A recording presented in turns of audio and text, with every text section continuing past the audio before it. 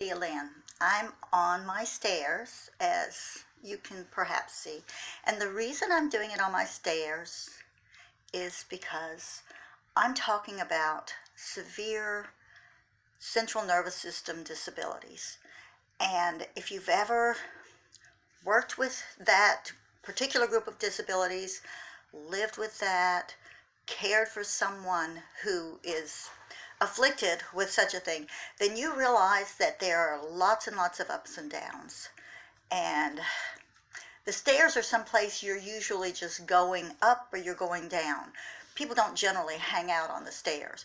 But when you're dealing with such severe disabilities, you frequently find yourself hanging out in an uncomfortable place. And usually you're there by yourself, even though there's other people around.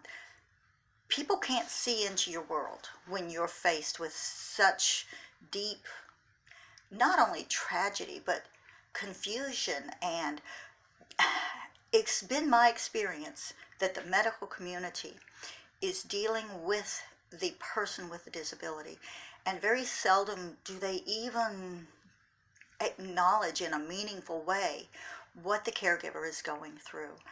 And I can say this from a place of experience, having dealt with a child born with a cyst that caused pervasive seizures and eventually death. And then a few years later, my husband was diagnosed with a form of ataxia, and those of you who deal with that realize that it is a very, very slow degenerative central nervous system disorder. And though it seems to affect primarily mobility and your large muscles, it eventually attacks your smooth muscles. But any disability that is central nervous system in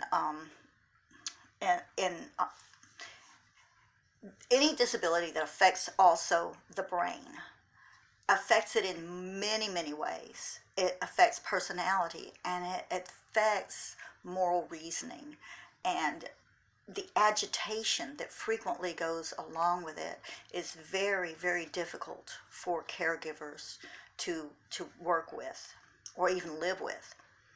And went through that for 11 years, and he has been deceased.